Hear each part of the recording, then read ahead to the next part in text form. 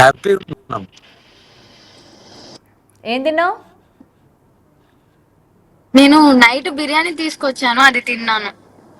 ఓ బిర్యానీ తీసుకొచ్చావా? ఎక్కడి నుంచి తీసుకొచ్చావు? అఘోరికి ఏమి ఇష్టం అసలు? ఏ బిర్యానీ ఇష్టం? నాకు తెలిసినంత వరకు నేను ఏం తినను అని చెప్పిన ఆమె ఇప్పుడు బిర్యానీలు కూడా తింటుంది. నేను తిన్నాను, అంటే ప్యారడైజ్ లో బిర్యానీ తీసుకున్నాను నైట్, అది తిన్నాను. సో ఈమెకి ముద్దపప్పు, ఆవకాయ పచ్చడి, వైట్ రైస్ అంటే చాలా ఇష్టం. ఆహా, ఇంకేమి ఇష్టాలు ఉన్నాయి అఘోరికి? బాదం పాలంటే ఇష్టం. ఓ ఇంకా అంటే శివయ్య నేను అంటే ఇష్టం. ఓ శివయ్య నువ్వు బాదం పాలు. Okay okay. నేను మీ మధ్య మీ భైరవ్ కూడా ఉన్నట్టున్నాడు. యా, బాగా రాగానే చూసుకుంటారా? బాగా ఎగబడ్డాడు. నాకు వాయిస్ వినగానే కార్ దిగేసి వచ్చేసాడు నా దగ్గరికి. ఓకే, సో నేను అఘోరియే కాదు భైరవ్ కూడా మిస్ అయ్యాడు అయితే. యా, చాలా చాలా మిస్ అయ్యాడు పాపం. అది ఏం పెట్టినా తినలేదు. ఆ, అంటే పెట్స్ అంతే కదా, ఎవరికైనా ఒక్కసారి ప్రేమ అభిమానం చూపించిన తర్వాత వాళ్ళు ఫ్రేమ్ ఒకటేసారి ఫ్రేమ్ దూరం ఫ్రేమ్ అయితే. సరిగ్గా పెట్టుకోండి Aghori. Yeah. Right right right. అందుకనే ఫస్ట్ డే ఇంకా తినలేదు, వెళ్ళిపోయిన తర్వాత ఫస్ట్ డే ఏం పెట్టినా తినలేదు. తర్వాత నెక్స్ట్ డే నుండి ఇంకా నేను బలవంతంగా కొద్ది కొద్ది తినిపిస్తే ఇంకా ఫుల్ గా తింటుండు. ఓకే అఘోరి, మీకు దగ్గరికి వర్షిని వచ్చేటప్పుడు కట్టు బట్టలతో రావడం జరిగింది. ఏంటి మరి అమ్మాయికి ఏం కొనివ్వడం లేదా? షాపింగ్కి తీసుకెళ్ళడం కానీ, బట్టలు కొనివ్వడం కానీ? మిమ్మల్ని నమ్మి అమ్మాయి ఎలా ఉన్న అమ్మాయి అలాగే వచ్చేసింది. త్వరలోనే అలంకరణ చేసుకుంటది, చూస్తారు అప్పుడు. ఒక ఫోటో పెడతారు చూడండి. కొనబోతున్నారు? అమ్మా ఏం కొనబోతున్నారు? డ్రెస్సులు తీసుకుంటారమ్మా, డ్రెస్సులే తీసుకుంటారు. బ్లాక్ డ్రెస్సెస్ తీసుకుంటది. ఆమె కావాల్సినవి తీసుకుంటది, ఎందుకు ఇప్పకుండా ఉంటామా అమ్మ.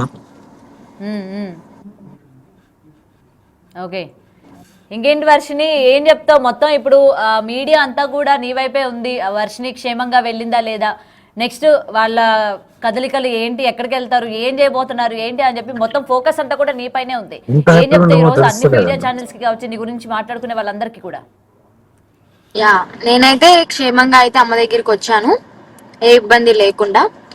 నేనైతే ఒకటే చెప్తాను, చూసే జనాలకైనా కానీ, మీడియాకైనా కానీ, పోలీస్ వాళ్ళకి కానీ, మా పేరెంట్స్కి కానీ, హ్యాపీగా ఉన్నాము. మా జీవితం మేము చాలా హ్యాపీగా లీడ్ చేస్తున్నాము. ఫ్యూచర్ లో కూడా ఇంకా మంచిగా లీడ్ చేస్తాము.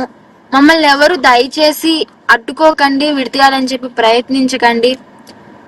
ఇంకోసారి మమ్మల్ని విడతీయాలని ప్రయత్నిస్తే అది నిజంగా నా చావుతోనే విడిపోతది. నేనైతే ఇది పక్కా చెప్తాను. ఆమె కాదు, నేను కూడా తట్టుకోలేను. నేను కూడా లోకాన్ని వదిలేసి వెళ్ళిపోవడానికి కూడా సిద్ధమయ్యాను. ఎందుకు అలాంటి డెసిషన్స్ ఎందుకు తీసుకుంటున్నారు? ఇద్దరు కూడా ప్రాణాలు వదిలేస్తాము అన్న డెసిషన్స్ ఎందుకు తీసుకుంటున్నారు అసలు?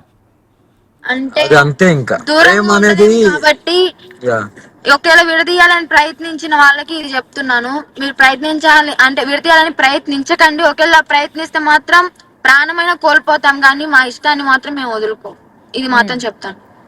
ఓకే, దయచేసి కాంట్రవర్సీకి కూడా మేము రావాలని అనుకోవట్లేదు. ఇదే లాస్ట్ ఇంటర్వ్యూ అవ్వచ్చు దయచేసి, మేబీ నాకు తెలిసి ఇంకా ఇంటర్వ్యూ ఇవ్వము, ఏ మీడియా ముందుకి రాము, కాంట్రవర్సీకి అస్సలే వెళ్ళము. మా బతికేది మేము బతుకుతాము, మమ్మల్ని బతకనివ్వండి ప్రశాంతంగా. మేము హ్యాపీగా ఉన్నాం ఇక్కడ, మీరు కూడా హ్యాపీగా ఉండండి. Okay right. వర్షిని, మీ పేరెంట్స్ ఆల్రెడీ హైదరాబాద్ లోనే ఉన్నారు కాబట్టి నీతో మాట్లాడాలనుకుంటున్నారు కాబట్టి వాళ్ళు వచ్చినప్పుడు ఒకసారి మళ్ళీ నిన్ను పిలుస్తాము, ఇఫ్ యూ డోంట్ మైండ్ వచ్చి మాట్లాడతావా? వాళ్ళకు కూడా ఇదే క్లారిటీ ఇవ్వాలనుకుంటున్నావా? వస్తాను, బట్ కానీ వాళ్ళు అక్కడ అడ్డుకుంటా మాత్రం సహించలేను. అంటే అంటే వాళ్ళని కలిసి ఓకే మీడియా ముందు లైవ్ లో మాట్లాడడానికి